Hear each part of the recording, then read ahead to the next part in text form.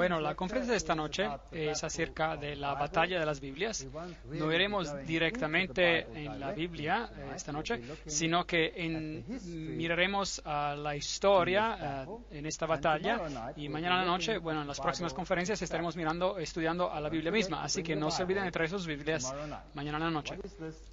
¿De qué se trata de toda esta batalla? Sabrá que en el pasado la Biblia era un asunto muy, muy importante, y hubo guerras que se combatieron sobre esta Biblia. Y la iglesia medieval prohibió la Biblia, pero hoy todos parecen estar satisfechos de que todos tengan una Biblia. Entonces, ¿ha cambiado la actitud o ha cambiado algo más? Mateo 4, versículo 4. Él respondió y dijo: escrito está, no solo de pan vivirá el hombre, sino de toda palabra que sale de la boca de Dios. Cité este texto de la versión inglesa, King James, nosotros de la Reina Valera, porque si no, no tendría un problema, porque solo les podría leer la mitad del verso a ustedes. Pero sin embargo dice: escrito está, no solo de pan vivirá el hombre, sino de toda palabra que sale de la boca de Dios. Obviamente es importante que conozcamos la palabra de Dios. Isaías 8:20, a la ley y al testimonio. Si no dicen conforme a esto, es porque no les ha amanecido.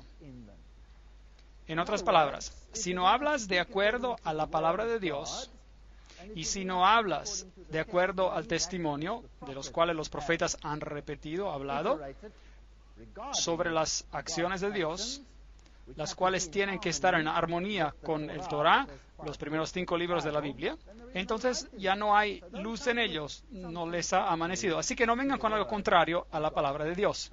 Apocalipsis 22:18 dice: yo advierto a todo aquel que oye las palabras de la profecía de este libro, si alguno añade a estas cosas, Dios traerá sobre él las plagas que están escritas en este libro.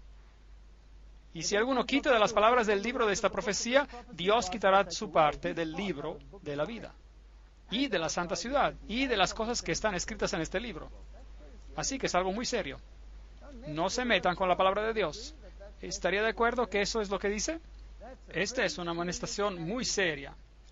Y obviamente, si el hombre no vive solo de pan, sino de cada palabra que sale de la boca de Dios, si usted añade y quita algo y la mezcla y la cambia, esto podría acarrear problemas.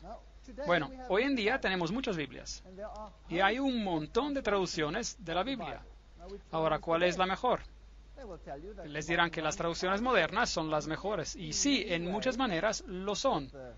Con la moderna erudición griega, muchos de los versos en las Biblias modernas tienen una mejor traducción que las versiones viejas por el mejor conocimiento de la terminología griega. Pero, si la gramática ha mejorado, ¿significa eso que el contexto tiene que ser mejorado o cambiado? Es allí cuando uno se mete en problemas. Entonces, ¿cuál es el árbol de familia, por así decir, de las Biblias modernas que tenemos en el mundo hoy? Los manuscritos originales de todas las Biblias se han perdido. Ya no existen. Así que todo lo que tenemos son copias de copias. Algunos de ellos son muy antiguos, algunos no son tan antiguos. Y hay básicamente 3, aunque incluso veremos que hay solo 2 corrientes de Biblias. Los que están arriba del todo son todos manuscritos perdidos. Así que todos son copias de manuscritos previos. Ahora, en cuanto a la Biblia que guió y sirvió de base para la traducción inglesa de la King James, viene de este árbol central. Son los manuscritos perdidos del texto tradicional. Vienen de la versión siríaca, de la versión gótica.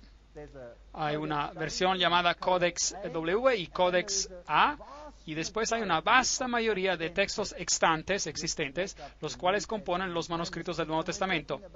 Y estamos hablando de unos 1900 manuscritos en este bloque central. del cual finalmente tenemos la versión King James inglesa, y cada otra Biblia, excepto la Biblia católico-romana y la jesuita, cada Biblia en el mundo que fue escrita antes del 1914, cada una de ellas sale de aquí. Después hay dos otras corrientes. Este árbol aquí es el que originó con la versión Douay, la cual es básicamente la versión jesuita de la Biblia, y los ancestros de la versión occidental están perdidos, y el texto es una expansión del texto original. Aquí tenemos la antigua versión latina. Tenemos la versión latina Vulgata, la cual el Papa declaró que era infalible. Tenemos el Codex D, el Codex D2, el Codex E2 y la versión Douay del 1582, la cual fue escrita para contrarrestar la Reforma Protestante. Y esa es una de las corrientes. Y los manuscritos que pertenecen a esta familia tienen el mismo texto y todos acuerdan con las palabras. Luego hay otro árbol, el cual es el ancestro de la familia de Alejandría, y el original está también perdido, como veremos. Y aquí tenemos unos pocos documentos interesantes, y estos son relativamente nuevos, pero son documentos antiguos, los cuales han sido encontrados últimamente. El Papiro 75 y el Codex B son dos de ellos, y luego tenemos Papiro 66, y el más famoso de todos es el Codex Aleph. Y desde esta pequeña corriente de 4 manuscritos tenemos las siguientes versiones en inglés: la versión revisada, la versión estándar americana, la nueva Biblia inglesa, y todo un montón de nuevas versiones que están saliendo en todos los lenguajes del mundo. Están basadas en estos manuscritos aquí. Entonces, en el bloque central tenemos miles de manuscritos, pero este en particular, el Codex Aleph, es uno de los más viejos manuscritos que hay, y por supuesto la antigua versión latina y la Vulgata también están basados en documentos relativamente antiguos. Ahora, todos ellos vienen de documentos antiguos. El más viejo que tenemos viene de esta corriente aquí. Si algo es viejo, ¿significa necesariamente que es bueno? Hoy igualamos a lo viejo con lo bueno. Ahora, viejo o antiguo no necesariamente significa bueno. Es un punto muy importante para recordar. Si vemos al árbol central de aquí, con miles de copias en todos los lugares del mundo, prácticamente, entonces este es un punto muy interesante. Si tengo una franquicia, digamos un ejemplo, digamos que he desarrollado una nueva marca de pollo para vender a alguien. Tengo una gran receta que ahora voy a basarla en una franquicia y la voy a mandar a cada país del mundo, y van a seguir esta receta al pie de la letra y van a vender zapallo con pollo azul, por ejemplo, o lo que sea, con esta franquicia. Ahora, todos reciben la receta original y diligentemente la traducen, porque los alemanes la necesitan en alemán, los portugueses en portugués, los españoles en español, etcétera, etcétera. Así que cada uno diligentemente la copia, y ahora literalmente hay miles de copias en varios lenguajes del original que fue escrito y enviado. A lo largo de los años, el original es copiado tantas veces que eventualmente se deshace. Así que todo lo que tienen son copias. Es todo lo que usted tiene. Y luego un día, alguien se dice a sí mismo: ¿sabes? Es una gran receta. Me gustaría cambiarla un poquito y robar esta franquicia para mí mismo. Entonces él altera la receta y dice: hola amigos, yo tengo la receta original. Entonces ahí está, y bueno, él la quema un poquito y la hace pasar por vieja. Eso no significa que eso pasó aquí con las Biblias, pero bueno, es un ejemplo. Entonces él tiene la receta original y empieza su franquicia con la nueva receta. Ahora todos dicen: ahora ¿cuál es la original? ¿Esta o la otra? Eso es altamente problemático, ahora tenemos dos, ¿cuál es la correcta? Bueno, ¿qué se hace? Usted dice: espera un momento, el original ha sido copiado y traducido en tantos lenguajes diferentes. Consigamos el alemán y el español, el armenio, el serbo, y revisémoslos. Y así todos estarán de acuerdo con este y no con la otra. ¿Cuál era el original, pues? El que tenía una muchedumbre de testigos apoyándolo, ¿sí o no? Muy bien. Y eso ustedes lo encontrarán solo en la corriente central. Hay una muchedumbre de testigos en la corriente central. Quiero decir que hay más de 1900 documentos allí y todos están de acuerdo. Ahora, los originales han sido copiados tantas veces que ya no existen. Pero, ahora eso es interesante. En esta corriente de aquí hay muchos versos que faltan, que ya no existen para nada. Y en esta corriente de aquí hay muchos versos que no existen para nada, que están, pero en esta corriente de aquí. Ahora, no tenemos los manuscritos originales, así que los seguidores de esta corriente dicen, no estaban en los originales, después de todo, esos son documentos viejos. Y esta corriente dice, ellos no estaban en el original. ¿Ven lo que dicen? Pero, ¿qué tal si uno tiene cartas muy antiguas de los padres de iglesia, las cuales obviamente no fueron copiadas tanto como fue la Biblia, o como un documento, y tiene las cartas muy antiguas de padres de la iglesia muy antiguos, escribiéndose uno al otro?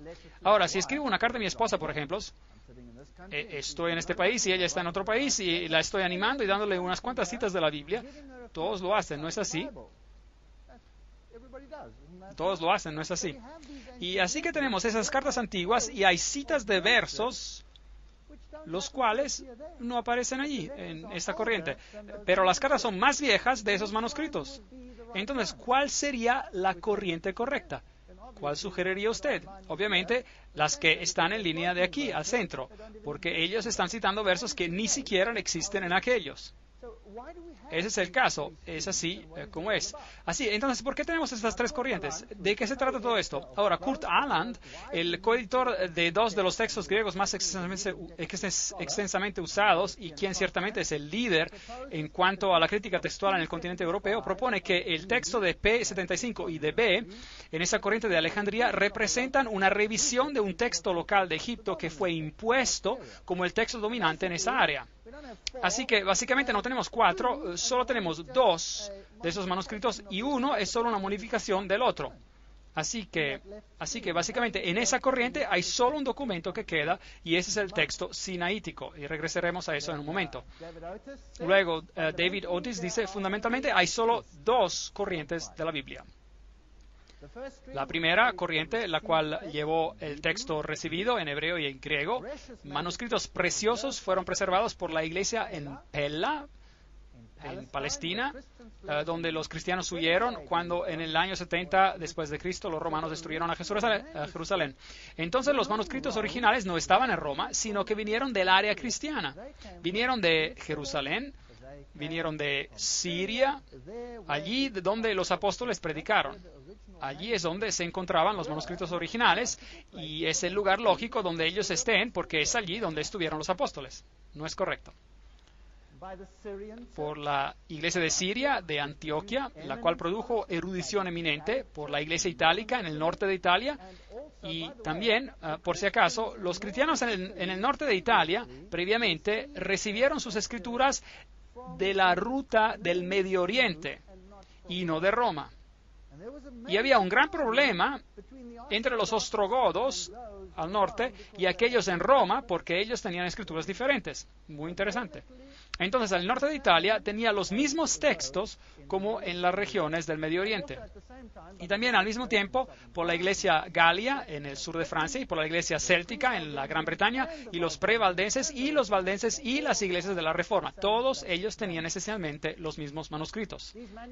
Estos manuscritos están en acuerdo entre ellos mismos por la vasta mayoría de copias del texto original.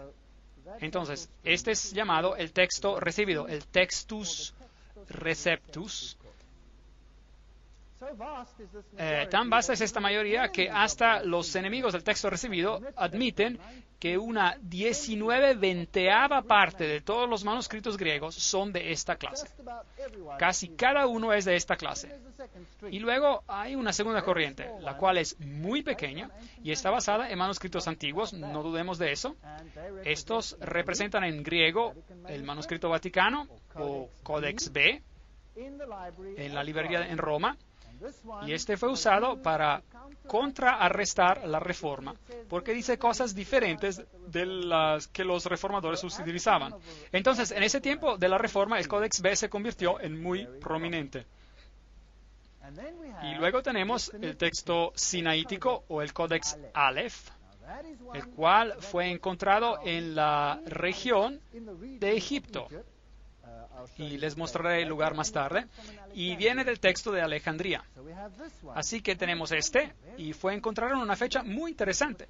Fue encontrado en el 1844. Entonces este es el que ha sido encontrado más recientemente de todos los manuscritos antiguos, y es un documento muy antiguo.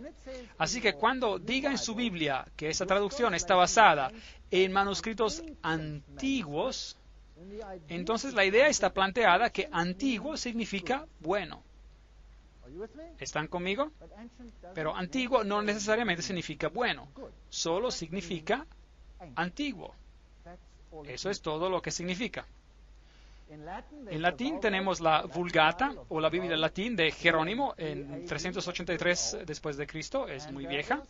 Y hay unos problemas con esa Biblia que, como veremos también, en inglés hay la Biblia jesuita del 1582 después de Cristo, que fue escrita en lengua vulgar, si desea, para contrarrestar la Biblia de la Reforma. Y la Vulgata reaparece después con grandes cambios en la Douay o la Biblia católica, sobre la cual la versión inglesa de las Buenas Nuevas y muchas otras versiones inglesas modernas se basan hoy en día. Entonces, esta controversia, como vemos aquí, y cada declaración que hago, de hecho, tendrá una cita, así que nadie dirá que lo dije yo. Yo no digo nada, solo leo. La controversia presente entre la versión inglesa tradicional King James en inglés y las versiones modernas es la misma lucha entre la primera iglesia y las sectas rivales. Entonces, la primera iglesia tuvo esta batalla porque estos manuscritos antiguos son diferentes, y la iglesia moderna tiene esta batalla. Así que ambos tienen una batalla. Hubo una batalla en el principio, hubo una guerra en el medio con la Reforma, una guerra literal sobre la palabra de Dios, y ahora tenemos otra batalla surgiendo en nuestros tiempos, la batalla final. Creo que será esta la última batalla. Esta es mi opinión. Entonces, la batalla se luchó entre los valdenses y los papistas desde el IV al XIII siglo, y más tarde entre los reformadores y los jesuitas en el siglo XVI, y hoy la batalla va a ser hecha entre cualquiera que represente las Biblias, que esas personas también defendieron, y cualquiera que represente el otro lado. Necesitamos entender que muchas de las nuevas traducciones son tomadas de manuscritos viejos. Sin duda, como les había explicado, las personas creen que son más fiables, pero no, solo son más viejos. De hecho, ellos están diciendo, ahora escucha atentamente, que un manuscrito que fue encontrado en una canasta de basura de papel en una cueva en el monte Sinaí, y manuscritos dudosos de Alejandría, donde tenía todo ese movimiento de ocultismo, son más fiables que el texto recibido. Eso es lo que estás diciendo. Así que estos manuscritos dudosos son más fiables. De hecho, el que fue encontrado en el monte Sinaí fue arrojado porque había sido copiado y borrado, y según la ciencia que estudia cuántas veces un manuscrito ha sido copiado y borrado y vuelto a escribir, parece que este ha sido borrado y reescribido en muchos sitios hasta unas 70 veces. De hecho, fue tan borrado y reescrito que lo botaron. Pero este es el manuscrito en el cual todo está basado hoy, como fiable. Ahora, ¿de dónde vienen estos manuscritos? Había un hombre por el nombre de Orígenes, que era un viejo iniciado, lo encontraremos en los escritos masónicos. Él era un iniciado adepto. Es interesante, si yo encuentro a alguien alabado en los escritos masónicos, aguzo los oídos. Él era un crítico textual y supuestamente corrigió numerosas porciones de los sagrados manuscritos. Ahora, esto es en los tiempos antiguos. La evidencia, al contrario, muestra que él los cambió para que estuvieran de acuerdo con su propia filosofía humana de ideas místicas y alegóricas. Por ejemplo, él creía que el hombre era divino, y por eso no solo había un hombre divino, que vino a esta tierra, sino que todos somos divinos, el cual es enseñanza masónica hasta estos días. Y por eso ellos creen que esos manuscritos, de hecho, fueron corrompidos. Así que del nacimiento de Cristo hasta el año 400 después de Cristo, algunos evangelios gnósticos aparecieron. Pablo menciona de esto en 2 de Corintios 2:17, que dice: pues no somos como muchos que se benefician falsificando la palabra de Dios. Entonces, en los tiempos de Pablo, ¿estaban corrompiendo la palabra de Dios? ¿Sí o no? Sí, la estaban corrompiendo. Y ellos la estaban corrompiendo con ideas gnósticas. Y esto era para traerlas en línea con un pensamiento ecuménico, que todas las religiones son básicamente lo mismo y que no deberíamos elevar una más que la otra. En el año 331 después de Cristo, y es cuando realmente empieza el problema, Constantino ordenó que se escribiera una Biblia ecuménica. Ve, la cristianidad estaba diciendo: Jesús es el camino, la verdad y la vida. Y todas las doctrinas con respecto al cristianismo eran problemáticas porque se enfrentaban claramente al paganismo. Y por eso Constantino, que trató de juntar las dos, comisionó a un hombre llamado Eusebio, quien era, de hecho, un seguidor de Orígenes, que escribiera una Biblia ecuménica.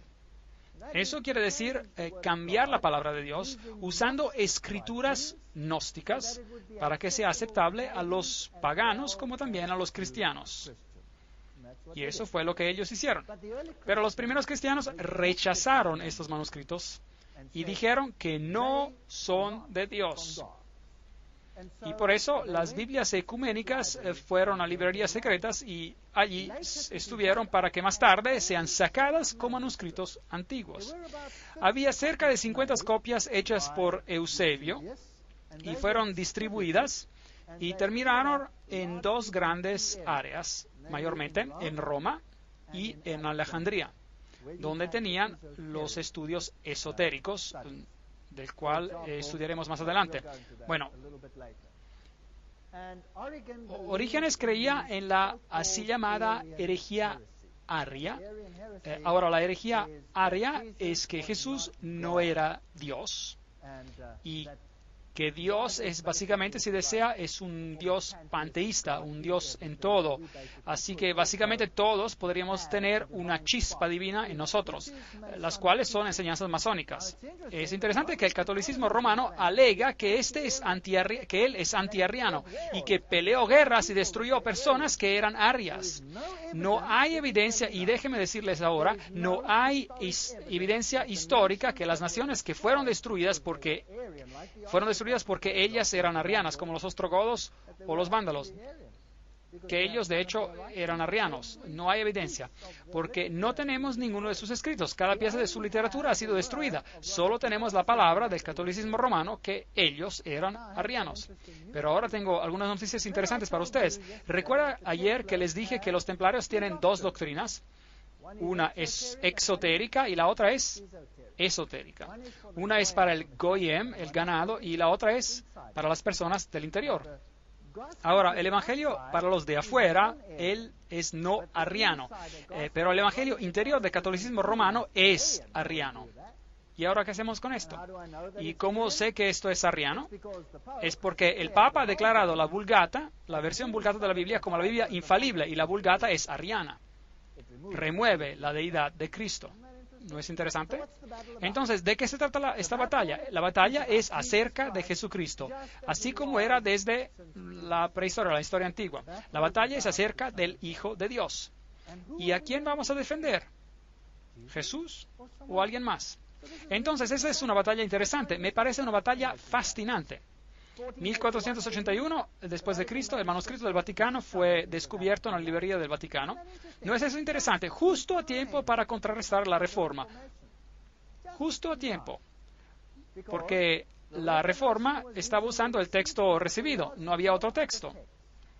Así que ahora usted debe creer que hasta en 1481 Dios había guardado la verdad de la Biblia de todas las generaciones hasta el 1481, que todos estaban basados en manuscritos equivocados. Y afortunadamente el Vaticano descubrió el manuscrito correcto.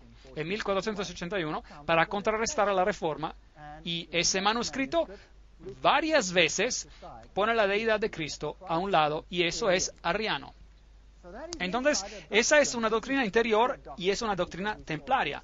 Vimos esto en la conferencia que tuvimos ayer, y es probablemente un manuscrito que sobrevivió de Eusebio. Y por si acaso, esta y la que ellos encontraron en Sinaí son pedazos de la misma hogaza, son muy parecidas. Entonces es por eso que básicamente hay solo dos corrientes: la inmensa mayoría del Textus Receptus y luego esta corriente. Y luego tenemos la fecha mágica, 1844. El manuscrito sinaítico es descubierto en el monte Sinai en un monasterio de Santa Caterina. Muy interesante. Esa es la vieja iglesia cóptica, básicamente es la iglesia oriental bizantina, la cual es exactamente lo mismo como el catolicismo, porque eran uno y el mismo.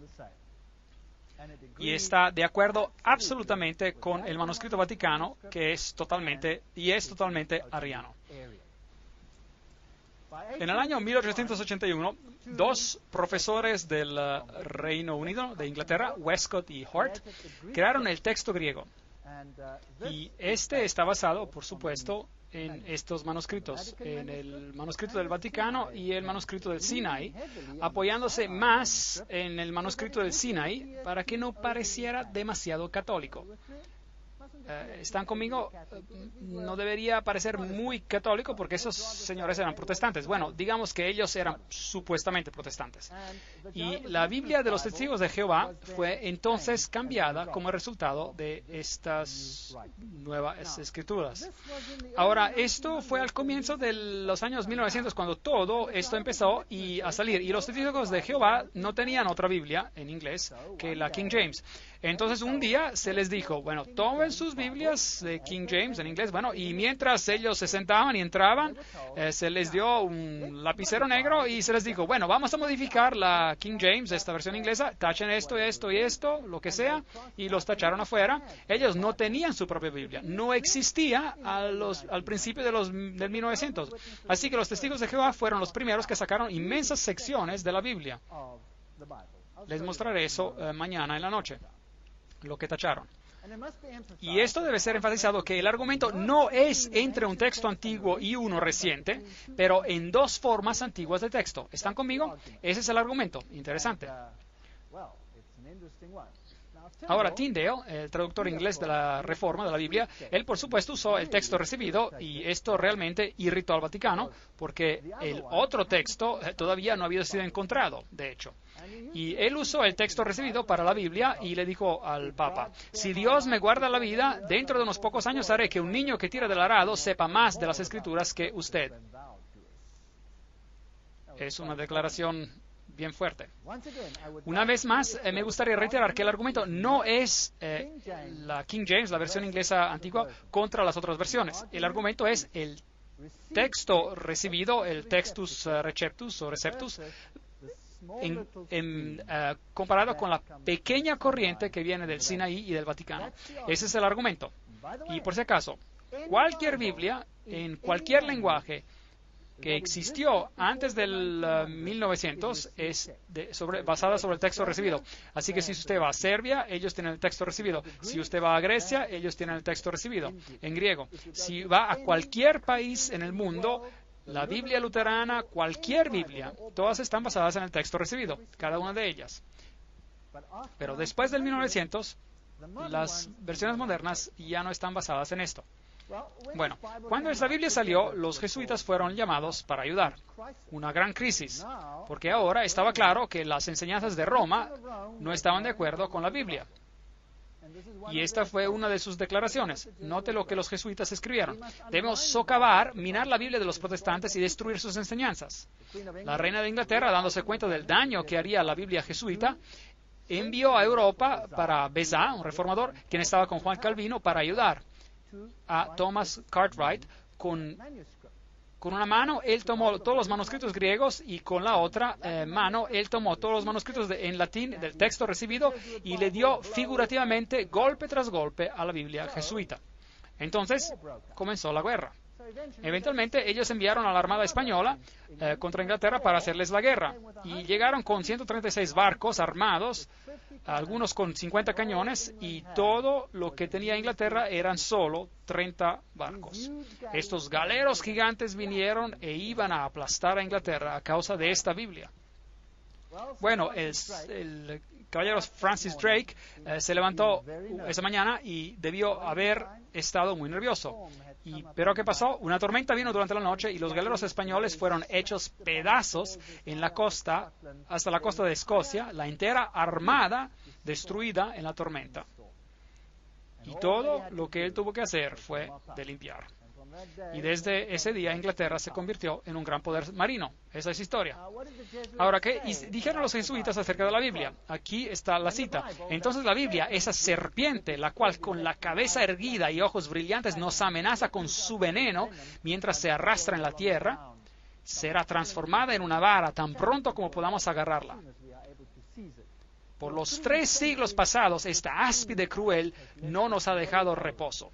Tú sabes bien con qué curvas nos entrelaza y con qué garras nos roa. Ellos odian la Biblia. El catequismo jesuita, aquí la cita, esto es lo que dice. Pregunta, ¿qué tal si las Sagradas Escrituras comandan una cosa y el Papa otra contraria a esta? Respuesta, las Sagradas Escrituras deben ser echadas a un lado. ¿Quién es el Papa? Él es el vicario de Cristo, Rey de Reyes, Señor de Señores, y hay solo un asiento de juez que pertenece a Dios y al Papa. Es una declaración bien fuerte. Ahora, ¿qué dice la masonería? Es bueno siempre de tener documentos comparativos. El libro Morales y Dogma, la fuente más importante, página 818, con respecto a la Biblia, Pike escribe, la lectura absurda de la iglesia establecida está tomando literalmente lo figurativo, alegórico y lenguaje mítico de una colección de libros originales de diferentes siglos. Bueno, él es bien despectivo. La insensatez con respecto a los libros hebreos, como si hubieran sido escritos por alguien poco imaginativo, duro, de intelecto práctico, de la Inglaterra de James, de Jacobo el I, y la intolerante impasibilidad del presbiterianismo escocés. A él no le gustaba esa traducción, él la odiaba. ¿Y cómo se sentía acerca de la versión templaria, la versión jesuita? Lo mejor para triunfar y ganar partidarios, los templarios simpatizaron con el remordimiento por destronar credos. Los templarios simpatizaban con el paganismo y animaban la esperanza para nuevas adoraciones, prometiendo a todos libertad de conciencia y una nueva ortodoxia que debería ser la síntesis de todos los credos perseguidos. Así que la masonería odia el texto recibido. Lo tiene en su logia puramente como un símbolo. Es tan sutil, es tan astuto y es tan diabólico, ¿no es así? Olvídense de esto. Regresemos al tiempo de la primera iglesia. Encontramos las versiones cópticas, las versiones latina y las versiones sirias. Ellas habían estado en circulación mucho antes que el documento Vaticano apareciera. Entonces, luego vienen los profesores de la Universidad de Cambridge que ni siquiera creían en la inspiración verbal de las Escrituras, Westcott y Hort, y ahora ellos van a cambiar todo. Por si acaso, la Biblia de Jerónimo, la Biblia de Roma, la que está usada por el Vaticano, la Vulgata Latina, como pudo ver el vídeo, acusó Jerónimo de emplear manuscritos corruptos griegos. Y el vídeo era contemporáneo de Jerónimo. Y si el vídeo no hubiese tenido los manuscritos de griego puro, no hubiera podido hacer esto. Así que mientras Jerónimo estaba escribiendo esta Biblia en latín, otros eruditos ya le estaban diciendo, oye, tú estás usando manuscritos corruptos para esto. Entonces, esta batalla es una batalla antigua, no es una batalla nueva. Así que estas versiones revisadas están basadas en manuscritos desde Egipto que fueron definitivamente corrompidos. Eso es lo que dicen la mayoría de los críticos. Uno de los más grandes críticos de todos los tiempos es Dean Burgon. Y cuando este gran hombre murió, entonces la corrupción empezó. Él era un bastión. Burgon escribe, no tan pronto estuvo el trabajo de los evangelistas y apóstoles reconocido como los homólogos necesarios y el cumplimiento de las antiguas escrituras de Dios y se convirtieron en el Nuevo Testamento, y luego dice que esto recibió tan buena recepción así como la recibió Jesucristo mismo. Ellos clavaron a Jesucristo en la cruz, ¿y acaso no clavarían su palabra en la cruz también? Básicamente es lo que él dice. malicia sin parar y asaltes sin compasión a la palabra de Dios desde el principio. ¿Y qué dice acerca de estos manuscritos que fueron encontrados? Él dice, nosotros oponemos hechos ante su especulación. Ellos exaltan a B, Aleph y D8 porque en su propia opinión estas copias son las mejores. Tejen telas ingeniosas e inventan teorías sutiles porque su paradoja de los pocos contra los muchos requiere ingeniosidad y sutileza para su apoyo. Muy bien escrito. Él lo destrozó.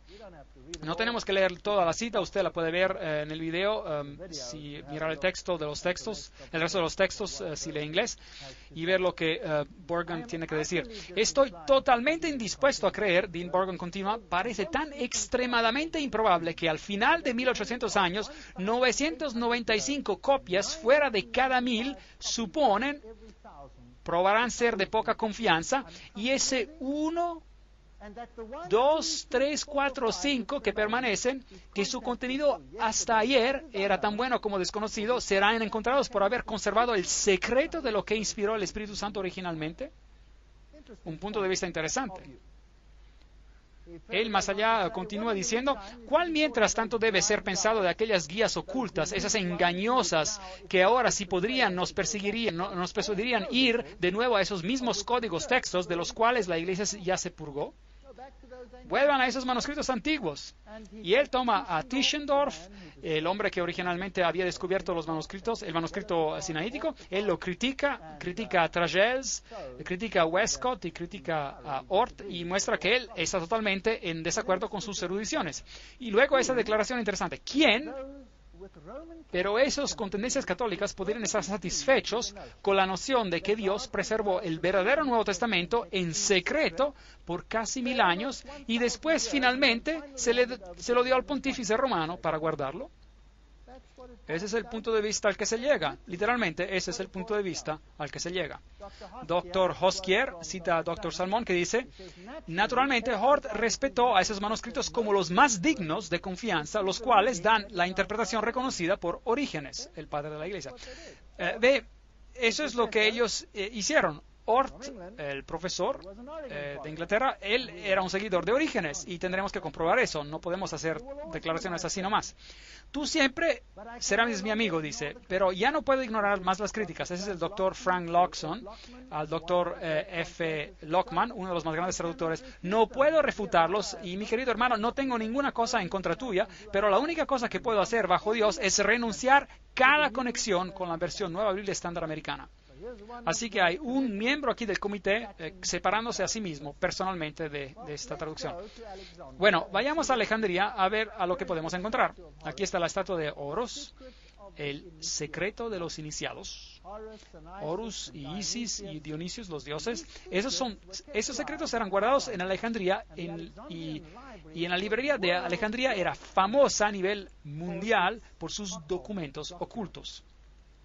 Entonces, por supuesto, los primeros cristianos que estaban basados en la Biblia se deshicieron de ese terrible lugar de información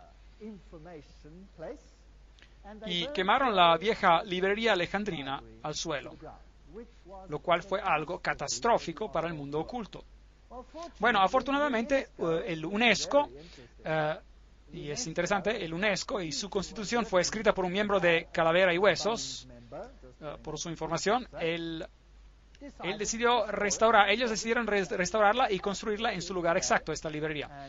Y allí está hoy en día las lámparas que habían puesto. Tienen cosas interesantes en ellas, como ángeles llevando cornucopias, de las cuales discutimos ayer. Si usted va y mira a la librería, esta es gigante y tiene toda inscripción pagana en ella como la librería original tenía. Fue hecho de acuerdo al modelo. Todos los petroglíferos paganos y los símbolos de la antigua adoración del sol están en ella. Y este es Demetrius Phalerium, el fundador de la librería alejandrina. Y en ellos todavía tienen algunos de los manuscritos antiguos que ocurrieron salvarse. Ahí tenemos los papiros de las señales del zodíaco, algo que la Biblia prohíbe. Aquí tenemos un pedazo del libro de los muertos, el cual es el libro egipcio de los muertos y es el opuesto de lo que la Biblia enseña. Este exalta al Dios de la muerte, la Biblia exalta al Dios de la vida. Luego tenemos estos petroglíficos aquí que son muy asquerosos, así que sacamos de ahí. Y tienen las deidades con sus hexágonos y Sócrates, el místico antiguo. Sócrates, por supuesto, murió por beber cicuta. Él era un iniciado y reveló algunos de los secretos y de acuerdo al juramento, si usted hace eso, usted puede morir con una copa envenenada o si usted escoge puede hacer que le degollen la garganta de oreja a oreja y tener su lengua arrancada a la boca. Él escogió la cicuta. Los muertos son exaltados. Esta librería es absolutamente enorme. Uno no puede imaginar cuán grande es. Hice un pequeño video de esto, así que miremos para ver cómo es. Para darles una idea del tamaño, es absolutamente enorme y todos los símbolos interesantes paganos están ahí. Una réplica total de lo que debió haber existido ahí. Y para mostrar que yo estuve ahí, en caso de que alguien piense que no lo estuve, aquí están fotos tomadas desde lo alto de la librería. Esta fue abierta por Mubarak en el 2002. Es totalmente nueva, totalmente nueva. Tenía que ir a verla, tenía que ir a fotografiarla. Aquí ellos tienen una estatua de Prometeus llevando el fuego. De acuerdo con las escrituras ocultas, él es Lucifero, el que lleva la luz. Ahora veamos los símbolos en sus paredes. Ahora miremos a algunos de los manuscritos de los cuales Roma dice que son esenciales para comprender el Evangelio extendido. Roma puso la Biblia, y ese es solo el Textus Receptus, por si acaso, en el índice de los libros prohibidos. Ellos no pusieron su Vulgata, la versión Vulgata, en el índice de los libros prohibidos. Es la Biblia protestante que ellos pusieron ahí.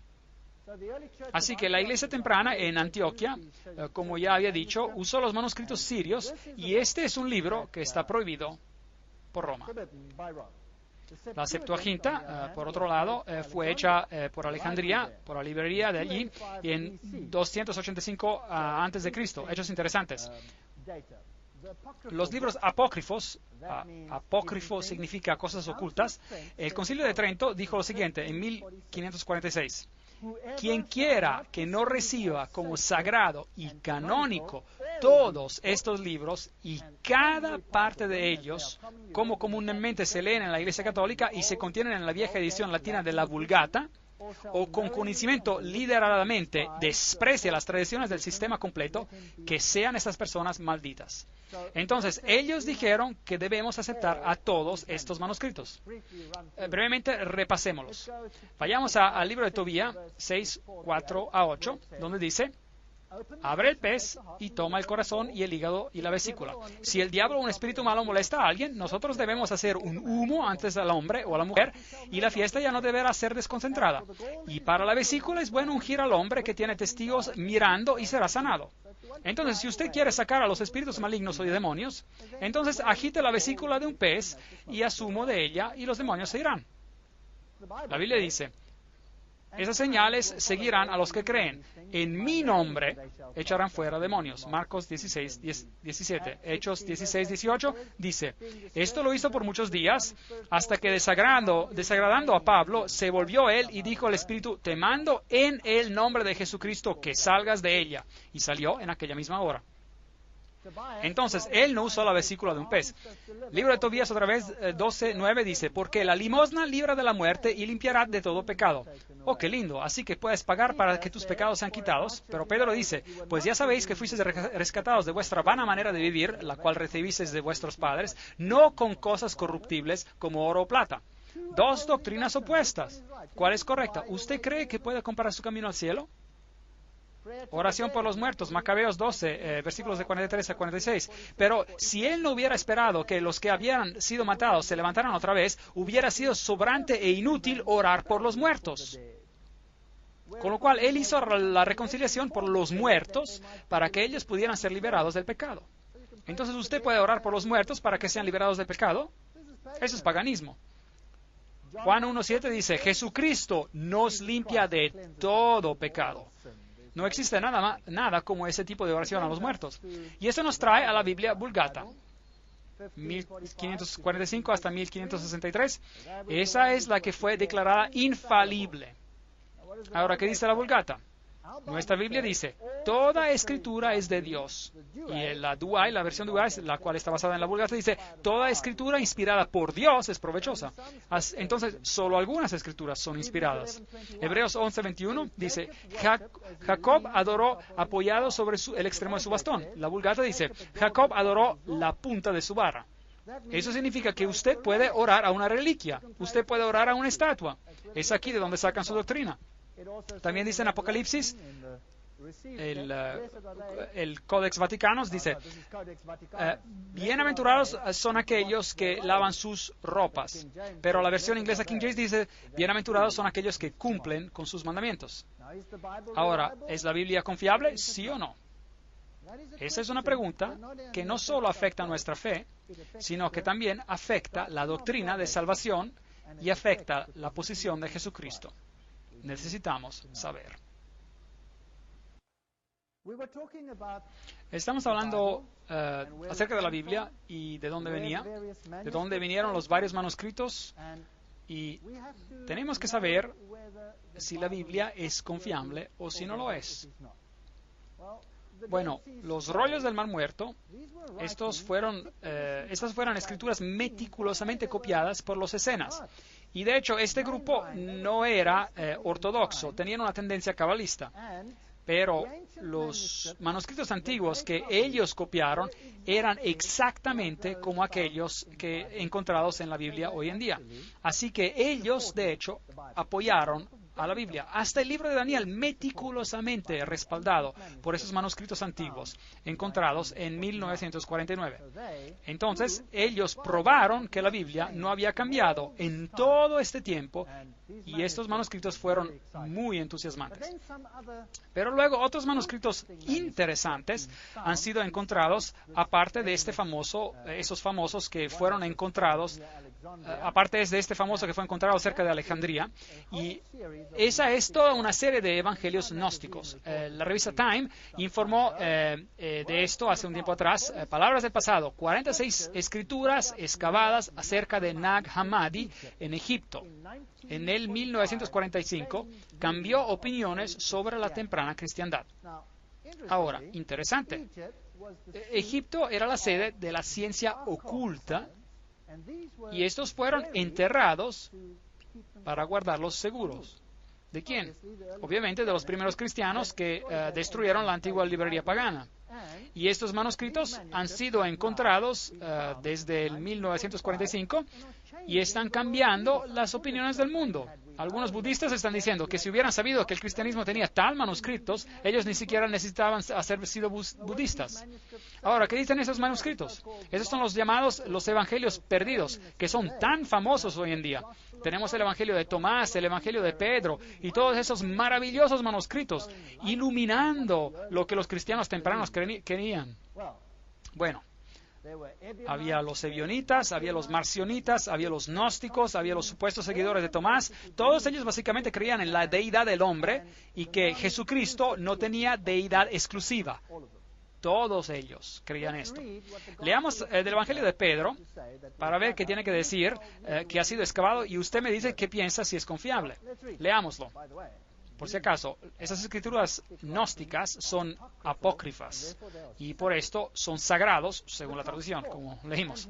Bueno, la cruz habló y caminó. Jesús había muerto en el día antes hablando sus últimas palabras. Mi poder, ¿por qué me has dejado? Su cuerpo fue tomado y puesto en la tumba. Pero ahora, mientras el sábado amanecía. Uy, ¿qué pasó? Ahora, ¿qué día es el sábado ahora? El domingo se ha convertido en sábado aquí. El sábado, como domingo, era guardado solo en Alejandría, en Egipto, y en Roma. En el resto del mundo cristiano guardaba el día sábado, el séptimo día. Entonces, el sábado ha sido removido al domingo. Amaneció el sábado, una gran voz vino del cielo.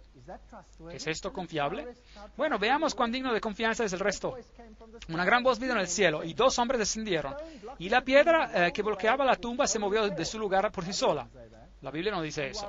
Y mientras los soldados romanos miraban boquiabiertos, 3 hombres salieron de su tumba, 2 de ellos apoyando al otro. ¿Oh, Jesús no podía caminar cuando él salió de la tumba? ¿Su resurrección no era tan ilustre? Con la cruz siguiendo atrás. Oh, toda sola la cruz se mueve. ¿Acaso fue la cruz enterrada con él? No, la cruz le caminó por detrás. ¿Por qué? Porque ellos hicieron de la cruz un símbolo muy prominente en aquellos días. La cabeza de los dos miraron hacia el cielo, pero la cabeza del otro, que ellos guiaban, subió a los cielos. Y escucharon una voz: ¿han predicado a aquellos que están durmiendo? Entonces aquí tenemos la doctrina de predicar a los muertos. Una respuesta vino de la cruz. Sí.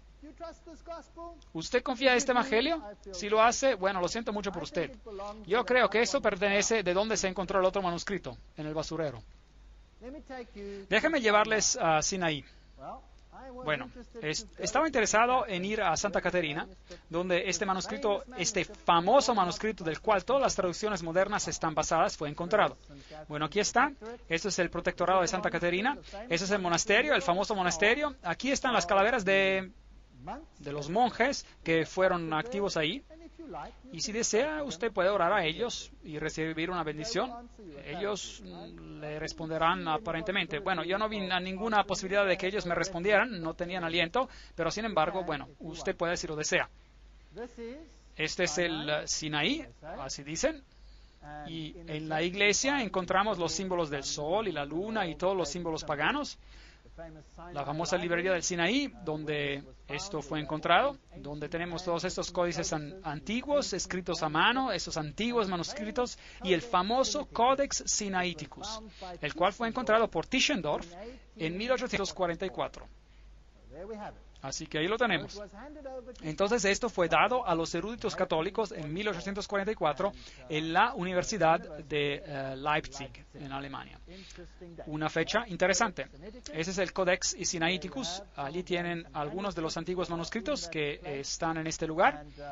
Y historia interesante acerca de este monasterio. El tratamiento benévolo del monasterio del Sinaí por los árabes, que nunca lo destruyeron.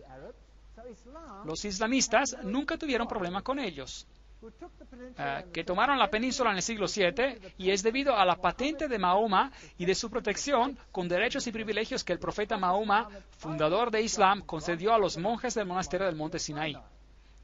Entonces Mahoma protegió a este monasterio. ¿Quién más lo protegía? Bueno, aquí hay otro documento interesante. Napoleón Bonaparte, que era un framasón de 33 grados, a propósito, bueno, si había tal cosa en esos días, su hermano era el gran maestro en España y él era un alto framasón. Esos grados todavía no existían en esos tiempos, pero él era uno de los iniciados más elevados. Él protegió a este monasterio. Personas interesantes que protegieron a este monasterio. Esos son los famosos 4 evangelios del Codex Sinaiticus. Y este es mi amigo de allá. Nosotros estamos entrando al monasterio y estas son algunas de las pinturas del monasterio. Y luego este arbusto fascinante aquí y todas las personas aquí alineándose para orar enfrente de este arbusto. Ese es el famoso arbusto. De hecho, este arbusto ha sobrevivido por millares de años y nunca se le ha regado con agua. Nunca se le regó agua. De hecho, es uno de los arbustos más famosos de la historia del mundo. Ese es el famoso arbusto ardiente que Moisés, ante el cual se inclinó. Así dicen. Nos contaron que nunca había sido regado. Estuve interesado porque a qué servía de esa tubería de ahí, pero ellos insistieron que era una tubería muerta, lo cual no había agua en ella, pero era un arbusto muy espinoso, así que me preguntaba si había otro detrás de él. Bueno, sin embargo, ustedes pueden orar al arbusto y este les puede dar una bendición. Bueno, yo no quise orar, pero pensé que quizá tocándolo lo ayudaría, pero desde entonces no he sentido nada. Pero bueno, ahora ese es el tipo de paganismo que está siendo enseñado allí. ¿No es eso increíble? Esos son 2 diáconos sentados afuera. Donde quiera que la así llamada contrarreforma comenzada por los jesuitas ganó el hacimiento de la gente, el vernáculo fue suprimido y la Biblia fue guardada de los laicos. Tan ansiosos estaban los jesuitas de destruir la autoridad de la Biblia, el Papa en papel de los protestantes, como ellos la llamaban despectivamente, que incluso no se frenaban de criticar su autenticidad y valor histórico. Los jesuitas hicieron guerra contra la Biblia protestante. Antes de que los ingleses pudieran juntarse a la manera de pensar de la Europa continental y ser llevados al punto de cuestionar su gran Biblia inglesa, su manera de pensar debía ser cambiada. Se tuvo que hacer mucho para desacreditar en sus ojos la Reforma, su historia, doctrinas y documentos, que ellos admiraban como una gran obra de Dios. Entonces, eso es lo que ellos tuvieron que hacer. Ellos tuvieron que destruir ese pensamiento. Ahora, una declaración muy interesante, y veremos de quién viene en un momento. A pesar de toda la persecución que ellos, los jesuitas, han tenido que enfrentar, este es un escritor católico que escribe, ellos no han abandonado Inglaterra, donde hay un mayor número de jesuitas que en Italia. Tomen apunte. Un mayor número de jesuitas que en Italia. Hay jesuitas en todas las clases de la sociedad, en el parlamento, en el clero inglés, entre los laicos protestantes, hasta en las estaciones más altas. No podía comprender cómo un jesuita podría ser un sacerdote protestante o cómo un sacerdote protestante podría ser jesuita. Pero mi confesor silenció mis escrúpulos diciéndome, omnia munda mundis. Y ese es San Pablo, que se convirtió en judío para salvar a los judíos, y no era ninguna maravilla, por lo tanto, que un jesuita se fingiera ser protestante para la conversión de los protestantes. Pero preste atención, le ruego, para descubrir acerca de la naturaleza del movimiento religioso en Inglaterra llamado puseísmo. El clero inglés era antiguamente demasiado adjuntado a sus artículos de fe para ser sacudidos de ellos. Usted hubiera podido emplear en vano todas las maquinarias utilizadas por Bossuet y los jansenistas en Francia. Eran los que estaban, usted sabe, detrás de la Revolución Francesa, los jesuitas y todos ellos, para reunirlos a la Iglesia romana. Así que los jesuitas de Inglaterra probaron otro plan. Esto era para demostrar desde la historia y desde la antigüedad eclesiástica la legitimidad de las costumbres de la Iglesia inglesa, de donde, con esfuerzos de los jesuitas escondidos entre su clero, se levante una atención cuidadosa, estudiosa a la antigüedad cristiana. ¿Quién escribió esto? ¿Quién escribió que los jesuitas eran los sacerdotes en las iglesias protestantes?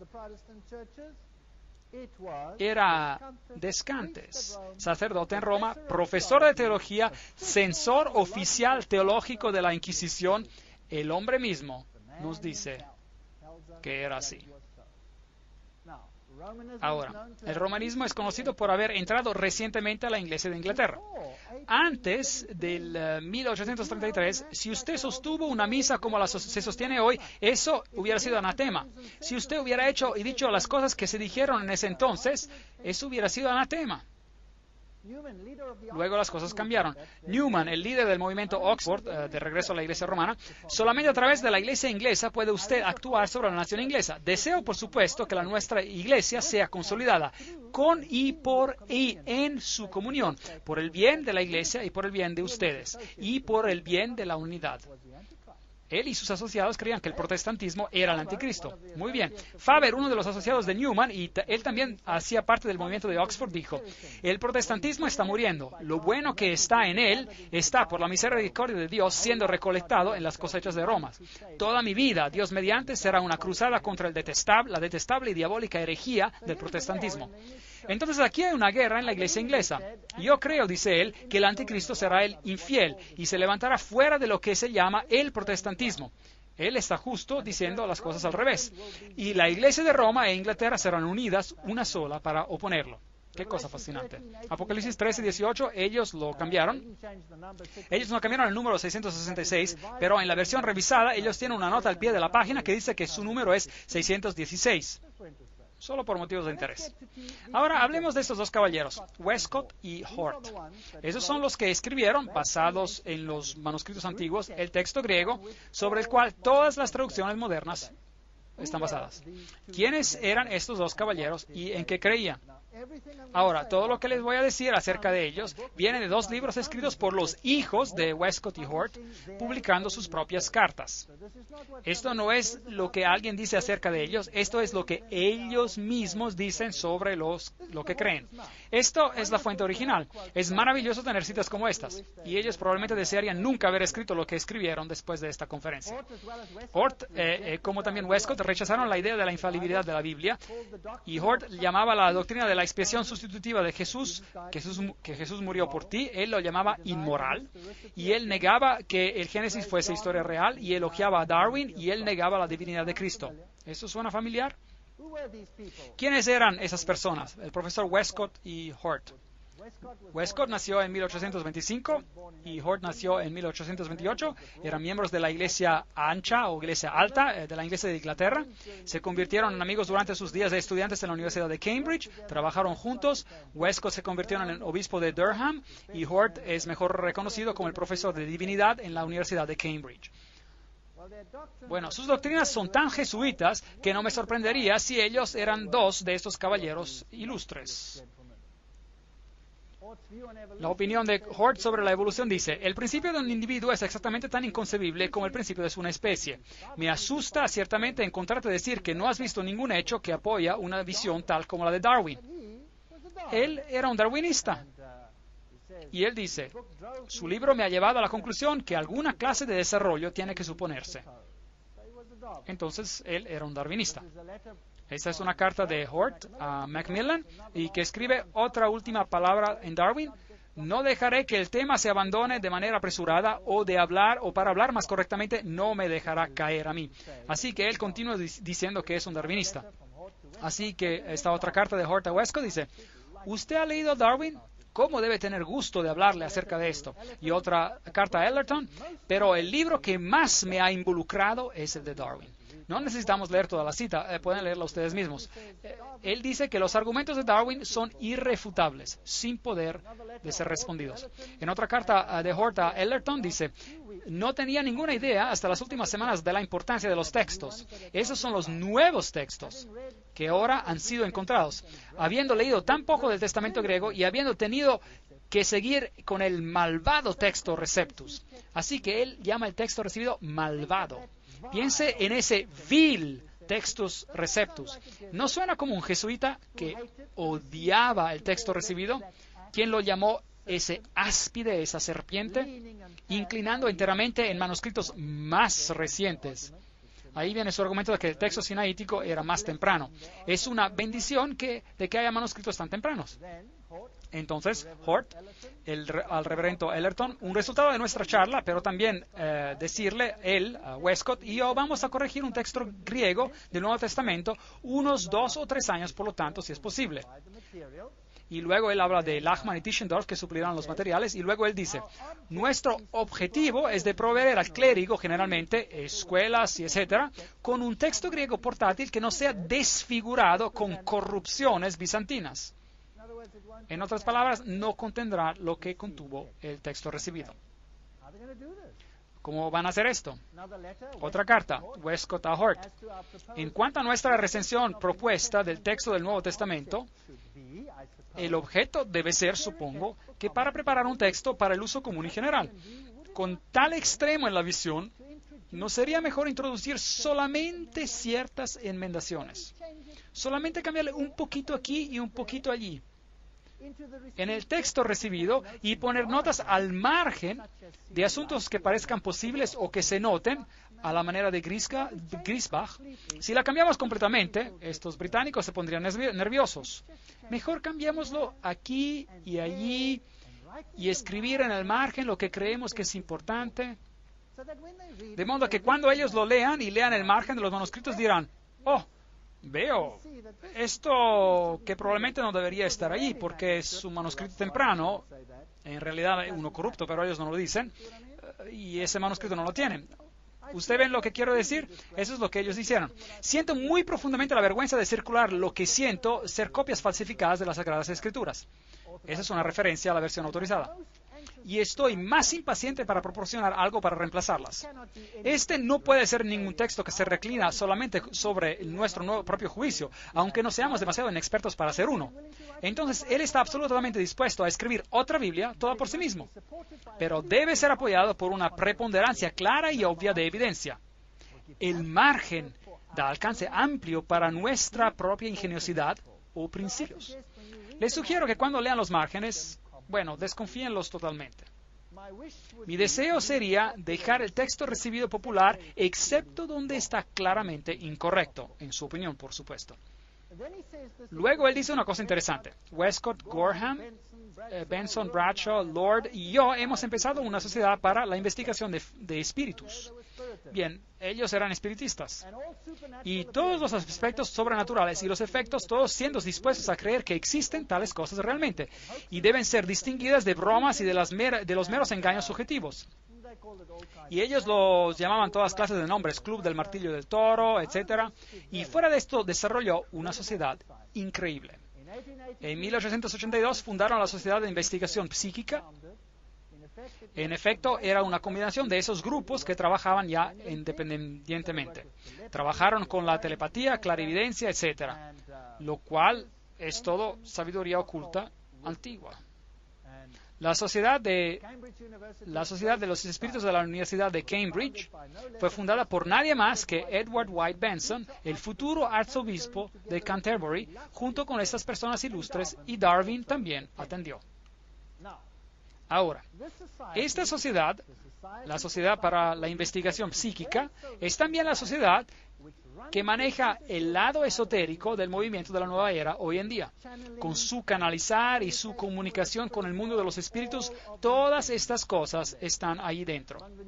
Entre las personas y los grupos numerosos que en el centro del siglo XIX hacían investigaciones, ahí usted verá Edward White Benson, el arzobispo de Canterbury, su hijo A.C. Benson, será encontrado más bajo en el año 1851, con el siguiente párrafo. Entre las diversiones de mi padre en Cambridge hay una fundación de una sociedad para espíritus, el precursor de la sociedad psíquica, y luego personas como Lightfoot, Westcott y Hort estaban entre los miembros. Ahí está. Y entonces siempre estuvo más interesado en fenómenos psíquicos de lo que realmente admitió. Muy bien, pues. La evolución del ser un medium tradicional a el canalizar contemporáneo ha sido gradual. El espiritualismo tuvo su comienzo en 1848. Luego vino la Sociedad de Investigación Psíquica en Bretaña. Y luego Elena Petrovna Blavatsky tomó esto y continuó. Y ella es la que escribió: Lucífero es el Logos, la serpiente, el Salvador. Satanás es el único Dios de este planeta. Es de allí, es de donde todo esto vino, es lo que escribió. La doctrina secreta viene de este grupo. Ahora, ¿ellos pertenecían a otras sociedades secretas? La respuesta es sí. Hort era un miembro de una sociedad secreta. Él encontró tiempo para ir a las reuniones de varias sociedades y en junio se unió a una compañía misteriosa de los apóstoles. Él siguió siendo un miembro agradecido y leal del club secreto, que ahora, cerca de 1896, ha llegado a ser famoso por el número de hombres distinguidos que han pertenecido a él. En su tiempo el club estaba de una manera envigorizada y él, este es Hort, era principalmente responsable por la fraseología del juramento, el cual ata al miembro a una conspiración de silencio. ¿Él perteneció a una sociedad secreta? ¿Sí o no? Sí. Que imponía a sus miembros en silencio. ¿No les suena esto como masónico? ¿Sí o no? Bueno, el primer ministro de Inglaterra también estaba dentro de allí, esta sociedad, y él escribió la Constitución para la Liga de las Naciones, donde él insistía que todas las religiones deberían convertirse en una, y escribió una solución esotérica, que es también masónica. Esas personas eran masones. Ahora, vimos ayer que los iniciados altos creían que ¿quién es Dios? El diablo es Dios. Satanás es Dios. Lucífero es Dios.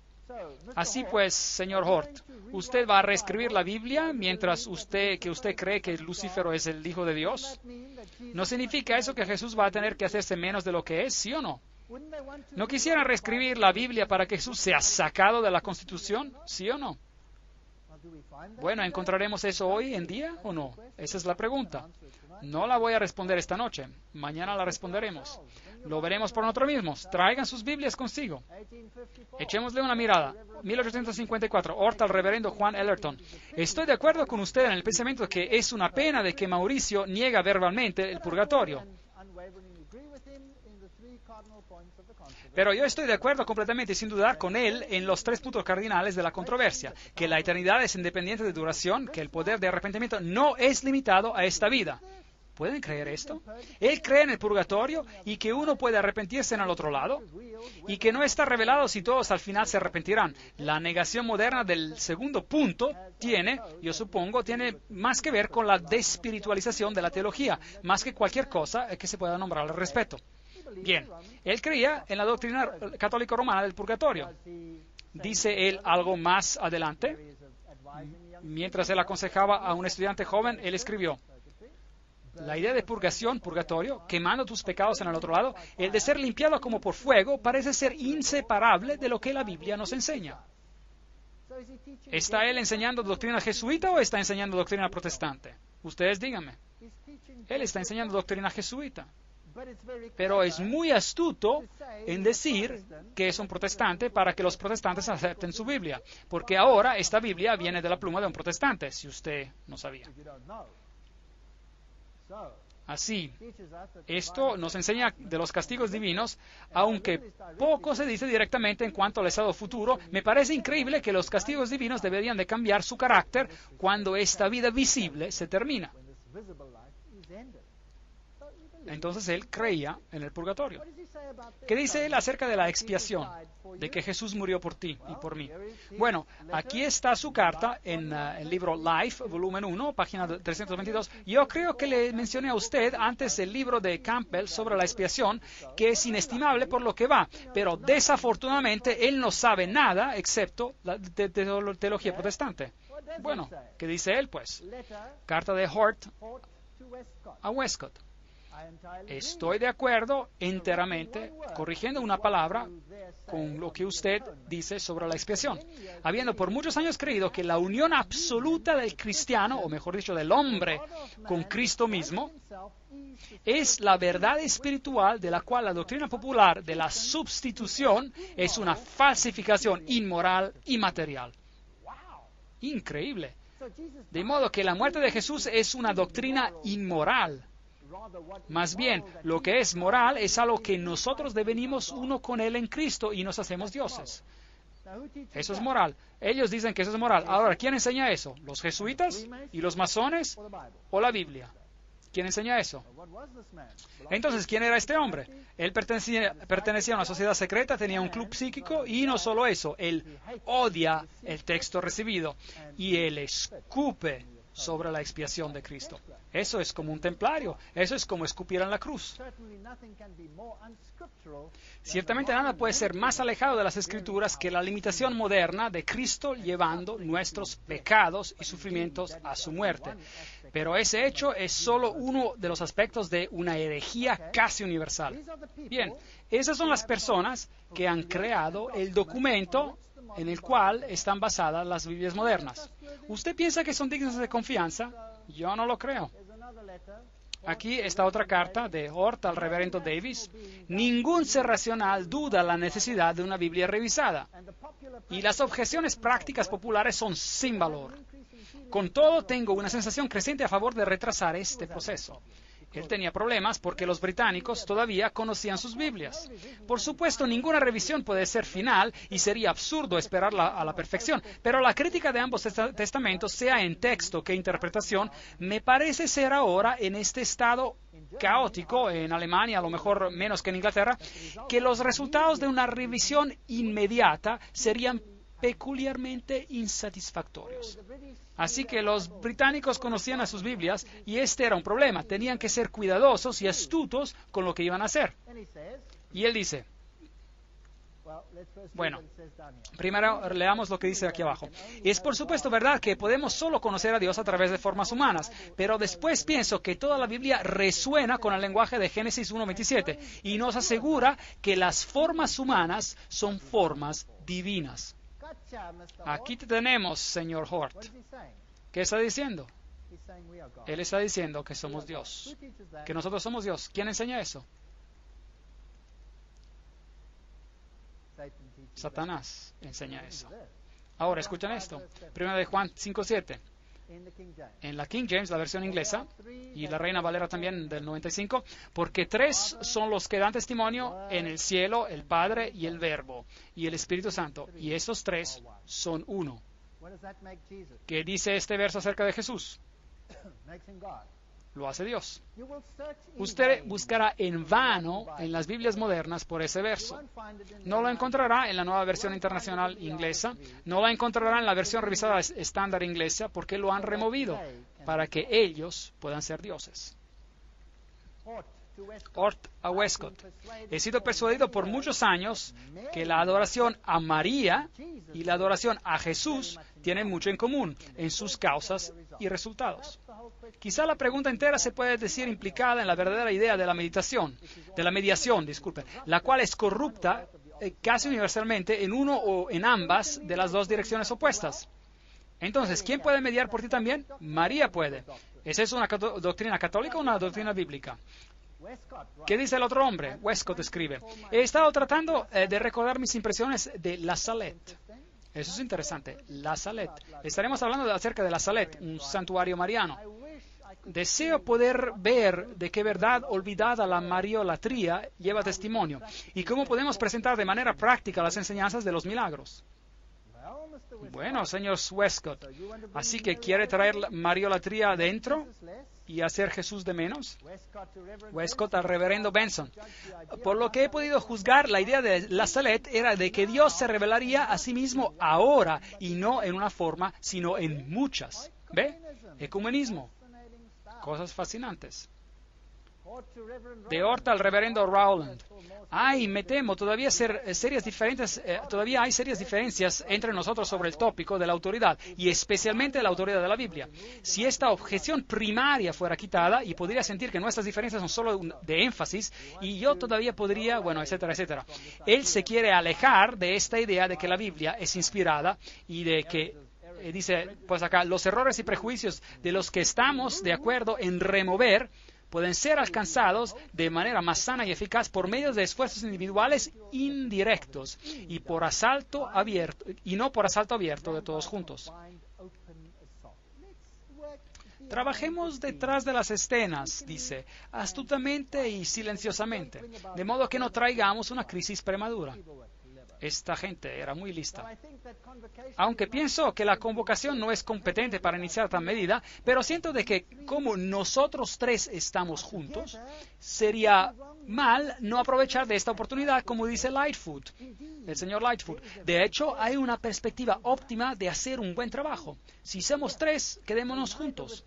Aunque ni con este grupo ni cualquier otro grupo de que se forme ahora podría ser posible tener una revisión textual completa.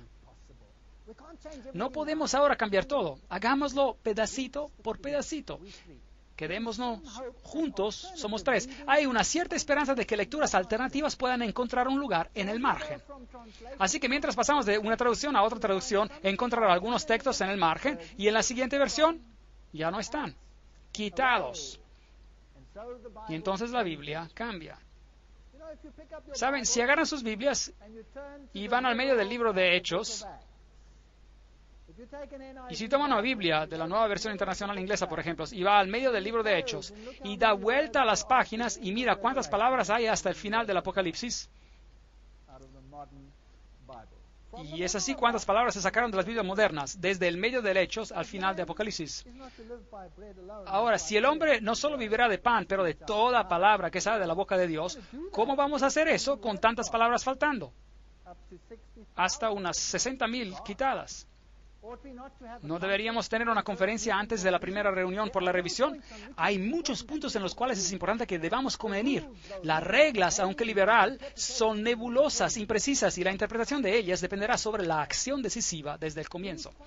Es absolutamente imposible juzgar el valor de lo que parecen ser alegaciones insignificantes. Ahora, por favor, noten esto para la conferencia de mañana. Es absolutamente imposible juzgar el valor de lo que parecen ser alteraciones insignificantes. Una palabra cambiada en un texto, de modo que la gente incluso no lo note. Alteraciones insignificantes, simplemente leyéndolas una tras otras. Pero tomadas juntas, ellas tienen efectos importantes sobre los cuales muy pocos pensarían al principio. ¿Están conmigo en esta? Ellos están diciendo, vamos a cambiar la Biblia un poquito ahí y un poquito ahí. Y si tomamos todos los cambios juntos, vamos a tener una doctrina enteramente diferente, y esos estúpidos Goyim, esas personas ni lo notarán. Eso es lo que están diciendo. Bueno, lo vamos a hacer mañana. Les voy a mostrar pequeños cambios insignificantes y se quedarán sorprendidos de ver lo que hicieron a Jesucristo nuestro Señor. Se quedarán, espero, sorprendidos. Recuerden, pequeños cambios insignificantes. La diferencia entre un cuadro de, por ejemplo, el pintor Rafael y una copia débil de este se compone en un número de diferencias triviales. ¿No es interesante? Nos hemos resistido con éxito al llamado de salirnos del terreno peligroso donde las necesidades de la revisión requieren que no nos quitemos. Esto es sin duda el comienzo de un nuevo periodo en la historia de la Iglesia. Hasta el momento los enfadados objetores tienen razón para quedarse asombrados. Esta gente es muy sutil. Balfour era un miembro de la Sociedad Secreta de los Apóstoles de Hort y presidente de la Sociedad para Investigación Psíquica. Y como les dije, él fue el primer ministro de Inglaterra y él escribió el primer anteproyecto de la Liga de las Naciones, o él era en parte responsable de eso. Y entonces estos eran individuos de alto calibre. Veamos a este extracto interesante de un libro, ¿Cuál Biblia? Se llama, por David Fuller en inglés. Hort escribe al reverendo Rowland Williams el 21 de octubre de 1858. Y estoy de acuerdo con ellos, es decir, con los autores de Essays y Reviews, posiblemente una revista, en la condenación de muchas doctrinas principales y especificadas de la teología popular. Los evangélicos me parecen ser víctimas de deformación, más bien de que ser falsos. Hay, me temo, todavía más serias diferencias entre nosotros en el tema de la autoridad, y especialmente en la autoridad de la Biblia. Él no creía en la autoridad de la Biblia, pues. Él escribe de Francia: después de salir del monasterio, avanzamos hacia una pequeña capilla que descubrimos en la cumbre de una colina vecina. Afortunadamente encontramos la puerta abierta, y había una piedad en tamaño real, una virgen y un Cristo muerto. Si hubiera estado solo, me hubiera arrodillado por horas. Ese es un católico romano que está hablando, no es un protestante ya. Si no es jesuita, no sé qué más. Westcott escribe al arzobispo de Canterbury una crítica sobre el Antiguo Testamento. Nadie ahora, supongo, sostiene los primeros 3 capítulos del Génesis, por ejemplo, que dan una historia literal. Nunca podría entender cómo cualquier persona que los lea con ojos abiertos pueda pensar que así es. No creían en nada. ¿Y estos son los mejores manuscritos en el mundo? ¿Usted lo cree? Estoy inclinado a pensar que ningún estado como el Edén existió y que la caída de Adán en ningún grado se diferenció de la caída de cada uno de sus descendientes. Ellos dicen que no hubo ninguna caída en el pecado. Esta es una enseñanza oculta. Hort escribe: la opinión pura de Roma parece ser más cercana y más probable a conducir a la verdad que la de los evangélicos. Entonces Roma está correcta y la otra opinión está incorrecta. Hort escribe a Westcott: recuerdo haberme sorprendido a ti y haberte sorprendido a ti y a Lightfoot no hace mucho tiempo por expresar una creencia que el protestantismo es un asunto parentético y temporal. Ya nos podremos librar de él. Está en nuestro camino. Es una interferencia nauseabunda al momento, dicen ellos. Ahora hemos visto, en primer lugar, cuando miramos en la historia de dónde estos manuscritos vienen, que los manuscritos tienen 3 corrientes, 2 de ellas son relacionadas, y hay solo 2 corrientes basadas en muy pocos manuscritos. A la base de estos cambios, manuscritos corrompidos probablemente por Orígenes y continuados por Eusebio. Luego, estas personas toman estos textos y dicen: esos son los más antiguos manuscritos y por eso son los mejores, y nosotros basaremos las nuevas traducciones en estos manuscritos y pondremos a un lado el texto recibido. Deuteronomio 11:6 dice: guardaos pues que vuestro corazón no se deje engañar y os apartéis para servir a dioses ajenos e inclinaros delante de ellos. Primera de Timoteo 4:16 dice: ten cuidado de ti mismo y de la doctrina. Persiste en ello, pues haciendo esto salvarás a ti mismo y a los que te escuchen. ¿Qué pasa si los textos están tan cambiados que ya no puedes apoyar a tus doctrinas? ¿Qué harían entonces? ¿Sabían que la doctrina sobre el estado de los muertos no puede ser adecuadamente apoyada por los nuevos manuscritos? ¿Sabía que la divinidad de Cristo es un problema?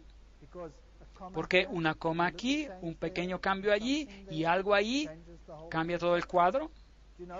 ¿Sabían ustedes que Jesús resulta ser mentiroso y el otro resulta ser más verídico si lo lee en los nuevos manuscritos? Es muy interesante. Les invito a venir mañana y a escuchar. Segunda de Corintios 2:17 dice: pues no somos como muchos que se benefician falsificando la palabra de Dios, sino que con sinceridad, como parte de Dios y delante de Dios, hablamos en Cristo. Si Cristo no es todo en nuestras vidas, entonces no tenemos nada. Si Jesús no es Dios, no tenemos nada en que basar nuestra esperanza. Lo mejor que podríamos esperar es un ciclo constante de reencarnación en un mundo miserable. Ahora como humano, ahora como un animal, o a lo mejor como una hoja para ser comida por una vaca, una existencia muy miserable en lo que me concierne. Pero si Jesucristo es el camino, la verdad y la vida, y si Él pagó el precio por mis pecados, tengo una salida. Tengo una solución al problema que estoy enfrentando en primer lugar, y tengo una respuesta a todas mis preguntas interiores, porque sé de dónde vengo. Yo vengo de un origen noble. Yo sé por qué estoy en el estado en el que estoy. He caído por el pecado y necesito la redención, la cual puedo encontrar solo en Él, quien me creó en el primer lugar. Y esa es la doctrina que está bajo ataque. Darwinismo supuestamente gobierna en el lugar de la creación. Eso es lo que hemos visto, esto es lo que ellos creen. La expiación se tiene que eliminar para que Jesús no tenga ese rol. Y Zoroaster y Osiris deben ser iguales a él. De hecho, yo debo convertirme en su igual, porque soy tan bueno como es él. Yo soy también divino. Eso es lo que ellos alegan. O una es verdad o la otra. Y luego tenemos que hacer otra pregunta. ¿Por qué Roma estos días guarda silencio respecto a la Biblia, pero todavía delira acerca del texto recibido? ¿Por qué es atacado por todas partes ese texto en cada universidad de teología? ¿Por qué dicen ellos en las universidades de teología que el peor texto en el mundo es el texto recibido? Bótenlo a un lado. Aquí hay algo mejor para ustedes. Vengan y vean mañana cuán mejor esto es. Y véanlo por ustedes mismos. Gracias.